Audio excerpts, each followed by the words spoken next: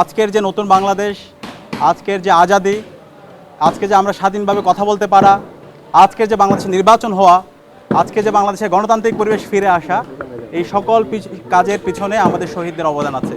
তো এই কারণে এই শহীদ পরিবারের দায়িত্ব নেওয়া, শহীদ পরিবারের খোঁজখবর নেওয়া, সেটা আমাদের অন্যতম দায়িত্ব।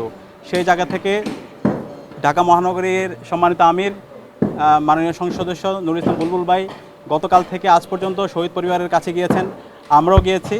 ইনশাআল্লাহ আমাদের আজকে সারাদিনব্যাপী পরিকল্পনা আছে সকল শহীদ পরিবারের সাথে সাক্ষাৎ করা এবং তাদের কথাগুলো শোনা এবং নতুনভাবে শপথবদ্ধ হওয়া। আর এই শহীদ পরিবারের কাছে যখন আমরা যাচ্ছি, তারা তাদের সন্তানের স্মৃতিগুলো বলছিল। তাদের সন্তানরা জীবন দিয়েছিল একটা ইনসাফ ভিত্তিক বাংলাদেশ বিনির্মাণ করার জন্য, যে বাংলাদেশে আর কখনো আয়নাগর ফিরে আসবে না, যে বাংলাদেশে আর কখনো ফেসিবাদ ফিরে আসবে না,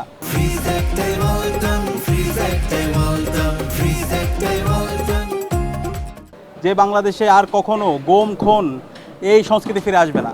তো সেই বাংলাদেশ এখন পর্যন্ত যদি আমরা দেখি, সেই বাংলাদেশ বিনির্মাণ করার জন্য যেভাবে সবার ঐক্যবদ্ধ হওয়া দরকার ছিল, রাজনৈতিক দলগুলোর যেভাবে তাদের দায়িত্বশীল আচরণ করা দরকার ছিল, সেই জায়গায় আমরা তার ব্যর্থ দেখতে পাচ্ছি।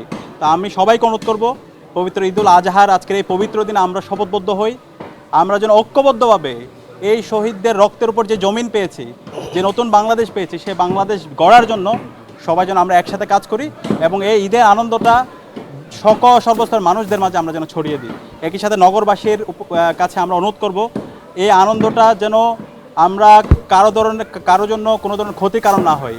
যে কোরবানির বর্জ্যগুলো আছে, সেই বর্জ্যগুলো যেন আমরা পরিষ্কার করি, পরিবেশের সুরক্ষার বিষয়টা যেন অবশ্যই আমরা নজর রাখি।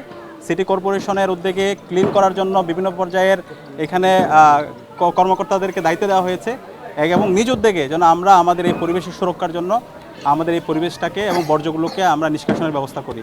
তো আমি সবাইকে পবিত্র ঈদুল আজহার এই দিনে সবার জন্য দোয়া চেয়ে এবং সবাইকে ধন্যবাদ জানিয়ে আমি আমার কথা শেষ করছি। আসসালামু আলাইকুম।